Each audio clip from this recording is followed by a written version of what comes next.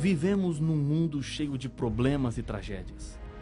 Pode parecer que não há saída para os seus problemas, mas Deus tem um plano maravilhoso para nos libertar da realidade deste mundo mau.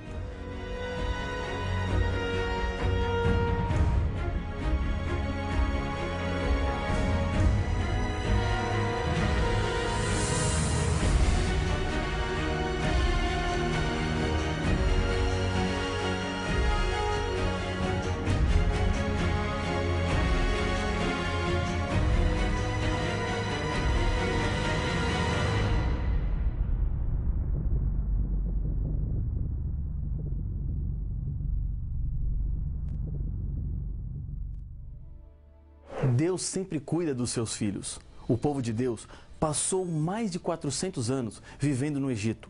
Lá, eles se tornaram escravos e trabalhavam o tempo todo, sem descanso. Eles ficaram com medo de avançar, porque acharam que os recursos humanos e militares que tinham eram poucos para vencer os inimigos. Esqueceram que a maior força que eles tinham vinha de Deus. Por isso, a viagem demorou 40 anos. Existe aqui uma importante lição espiritual. Quando Deus lhe pede para fazer alguma coisa, não tenha medo. Ele providencia os meios. Muitas verdades estão sendo estudadas aqui e talvez você esteja se sentindo como o povo de Deus, com medo e inseguro sobre como você vai fazer para viver de acordo com o que Deus quer. Isso acontece porque você está apenas olhando para o que você tem em suas mãos, e isso sempre será pouco. Mas quando você coloca nas mãos de Deus, descobre que os seus problemas ficam pequenos e Deus sempre tem uma solução. Nesses 40 anos que o povo de Deus andou pelo deserto como consequência da dúvida, Deus lhes pediu para construírem um santuário no deserto. Desde o primeiro pecado, o sacrifício de animais simbolizava o sacrifício de Jesus Cristo. Os patriarcas construíram altares e o santuário foi a organização de um sistema para que as pessoas tivessem uma ilustração das verdades eternas e espirituais que envolviam o reino de Deus e o plano da salvação. Dentro do santuário aconteceriam sacrifícios que deveriam ser presenciados por todo o povo e mostraria assim claramente a desgraça e o mal que o pecado ocasiona. Da mesma maneira, os rituais do santuário apresentariam o preço do resgate do pecador, pago pelo Salvador. O santuário aponta para a realidade do pecado, a graça de Deus, os aspectos do julgamento em que cada ser humano está envolvido e o fim do pecado através da destruição e restauração deste mundo. O santuário construído no deserto por Moisés foi depois substituído pelo Templo de Salomão, depois pelo Templo de Zorobabel e por fim o Templo de Herodes. No ano 70, uma profecia de Jesus com relação ao templo se cumpriu. Em conversa com seus discípulos, em redor do templo, Jesus lhes disse: Tendo Jesus saído do templo, ia se retirando, quando se aproximaram dele e os seus discípulos para lhe mostrar as construções do templo. Ele, porém, lhes disse: Não vedes tudo isso? Em verdade vos digo que não ficará aqui pedra sobre pedra que não seja derribada. Mateus capítulo 24, versos 1 e 2. Na época do general Tito Vespasiano, o templo foi destruído e até hoje não mais reconstruído.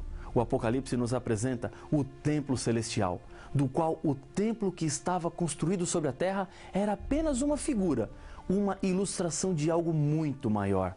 Entender melhor o funcionamento do santuário e todos os cerimoniais nos dá uma compreensão mais profunda do plano da salvação e do fim do mal. João nos apresenta em uma visão o santuário celestial.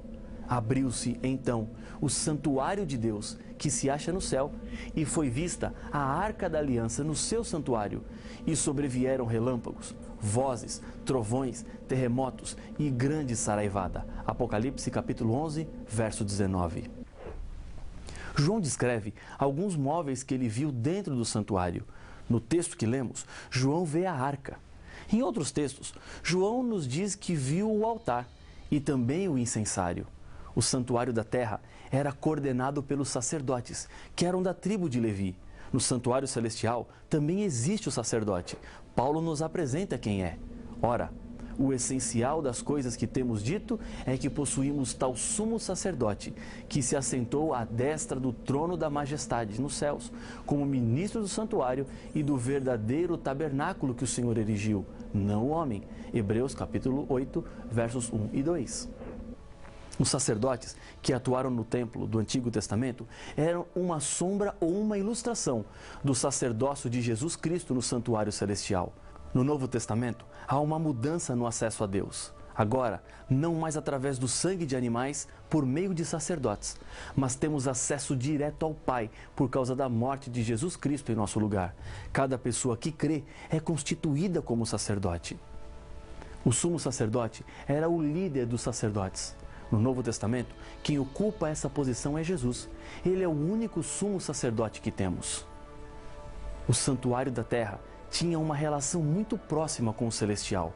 Quando Deus mandou construir o santuário, disse a Moisés: "E me farão um santuário, para que eu possa habitar no meio deles, segundo tudo o que eu te mostrar, para modelo do tabernáculo e para modelo de todos os seus móveis, assim mesmo fareis." Êxodo 25, versos 8 e 9. O santuário tinha um pátio, onde ficava o altar de sacrifícios. Ali acontecia a morte dos animais que subiam como cheiro suave ao Senhor, simbolizando Jesus Cristo, como apresenta Paulo em Efésios capítulo 5, verso 2. "E andai em amor, como também Cristo nos amou e se entregou a si mesmo por nós, como oferta e sacrifício a Deus em aroma suave." No pátio também estava a bacia, que era para lavar. A água que estava dentro da bacia representa o Espírito Santo, a palavra de Deus, e também o batismo. Isso é o que a própria Bíblia nos diz em João capítulo 7, versos 37 e 39. João capítulo 13, verso 10 e capítulo 3, verso 5. No pátio estava a tenda, que era o santuário propriamente dito. Dentro da tenda existiam 2 compartimentos. O primeiro era chamado de santo. Ao entrar, na direita, estava a mesa dos pães. Eram 12 pães, feitos de flor de farinha, representando a Jesus, que é o pão da vida. Do lado esquerdo estava o candelabro de ouro, que tinha 7 lâmpadas acesas, o tempo todo. O profeta João viu o candelabro do céu. Voltei-me para ver quem falava comigo, e voltado vi 7 candeeiros de ouro. Apocalipse capítulo 1, verso 12. Jesus estava no meio dos candeeiros. Jesus é a luz que ilumina o mundo. O pecado trouxe trevas para os seres humanos. Sem Deus, não sabemos o que fazer e nem para onde ir. Precisamos de ajuda e Jesus é aquele que mostra o caminho e a direção segura. Diante do véu que fazia a separação para o segundo compartimento do santuário, estava o altar de incenso. João viu no Apocalipse um altar de ouro diante do trono de Deus no céu e diz que muito incenso subia com as orações dos santos. O incenso são as orações dos santos que chegam até o Senhor. Nessa ilustração, Deus está dizendo que não existe nenhuma oração que Ele não ouça. Deus sabe do que precisamos. Ele conhece as nossas lutas e as nossas dores. Ele sabe o motivo do nosso choro e sempre estende a mão, pronta para nos ajudar. O segundo compartimento do santuário era chamado de Santíssimo. Era o lugar mais sagrado do templo. Ali estava a arca que João viu. Sobre a tampa da arca era visível a presença de Deus, o que chamamos de Shekinah.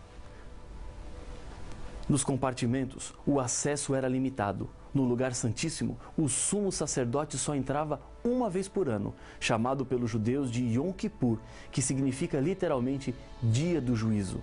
Já no pátio, entravam todos os pecadores arrependidos. Alguns serviços aconteciam diariamente no santuário. Acompanhe a leitura de Números, capítulo 28, versos 3 e 4. Dir-lhes-ás: esta é a oferta queimada que ofereceis ao Senhor, dia após dia. 2 cordeiros de 1 ano, sem defeito, em contínuo holocausto. 1 cordeiro oferecerás pela manhã, e o outro ao crepúsculo da tarde. 2 vezes por dia acontecia o sacrifício contínuo, devido aos pecados que são cometidos sem que a pessoa saiba que cometeu, o que a Bíblia chama de pecado por ignorância. Outro ritual dentro do santuário era o da expiação. Acontecia apenas uma vez por ano, quando o santuário, que durante o ano todo recebeu o pecado de todos os pecadores arrependidos, agora era purificado. Cada serviço é uma revelação em símbolo do grande amor de Deus. Paulo, em Efésios, nos fala sobre o tamanho do amor de Deus. Acompanhe a leitura. A fim de poderdes compreender com todos os santos qual é a largura e o comprimento e a altura e a profundidade, e conhecer o amor de Cristo, que excede todo entendimento, para que sejais tomado de toda a plenitude de Deus. Efésios capítulo 3, versos 18 e 19. Na verdade, achamos que conhecemos o amor de Deus, quando na verdade o conhecimento que temos é muito pequeno.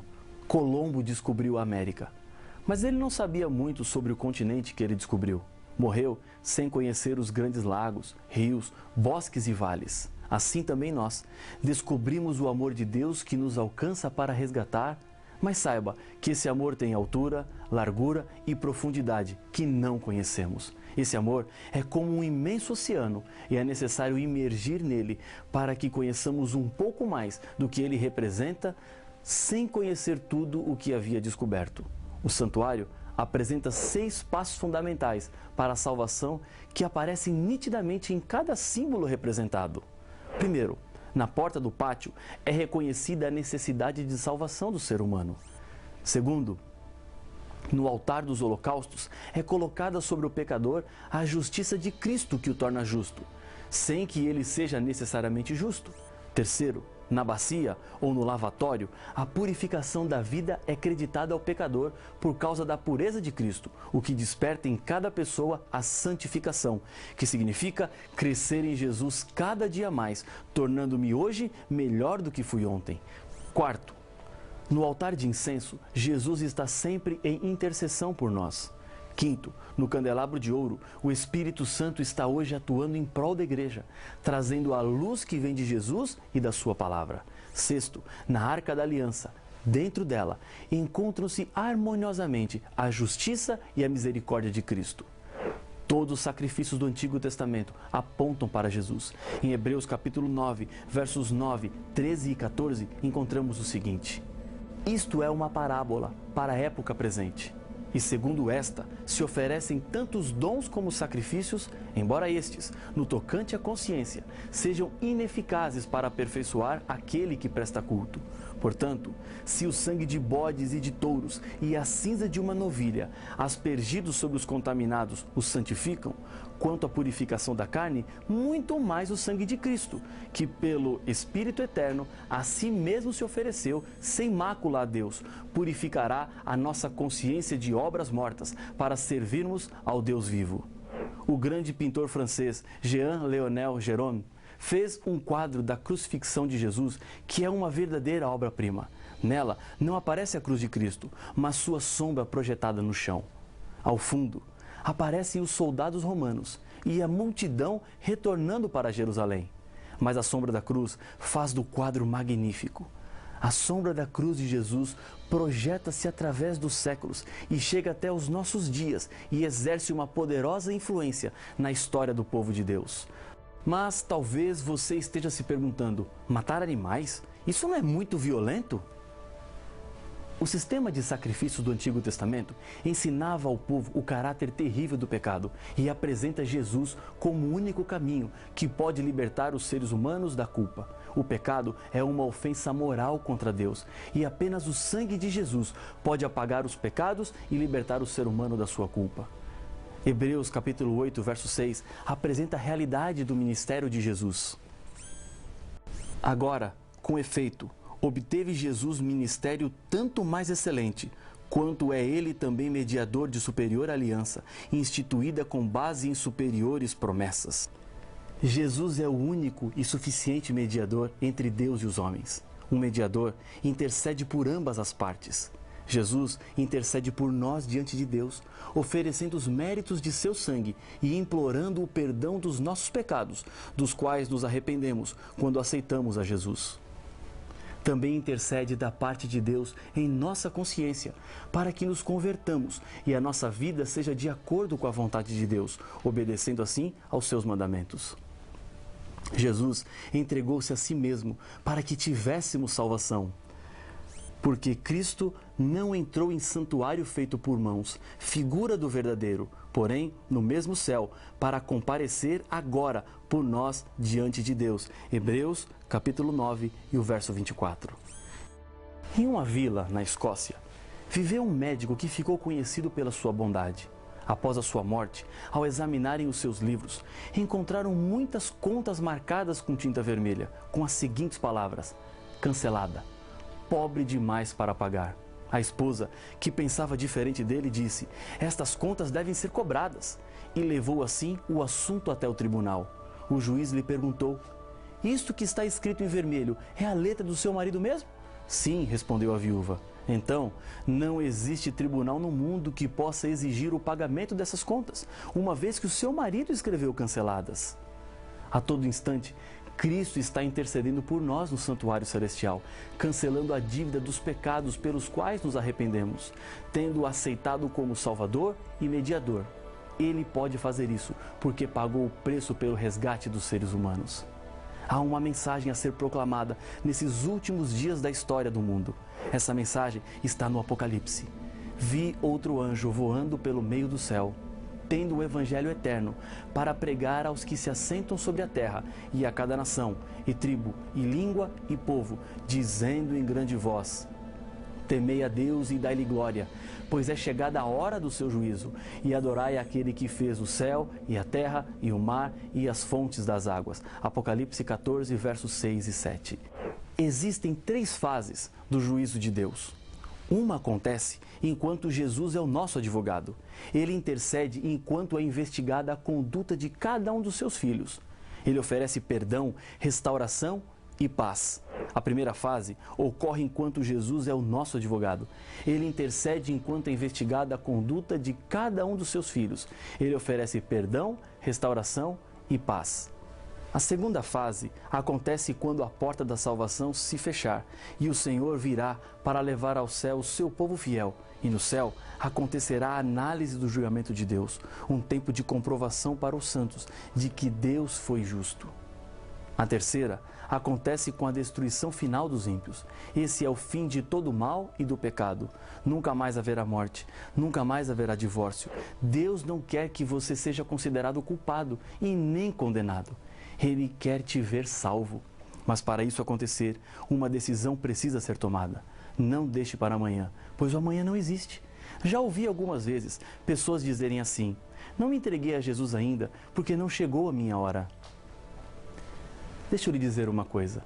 Deus não chama ninguém com hora e dia marcados. Ele chama a todos agora. Não é preciso esperar nada. Basta apenas você aceitar viver de acordo com a vontade dele.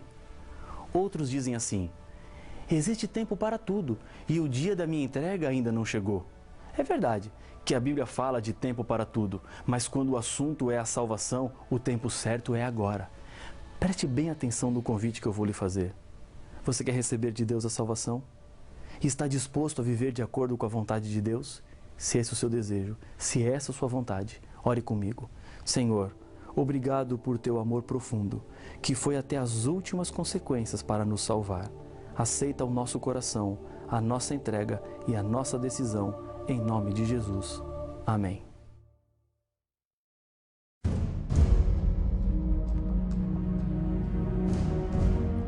Um dia, no céu, Lúcifer disse que Deus estava errado e ele estava certo.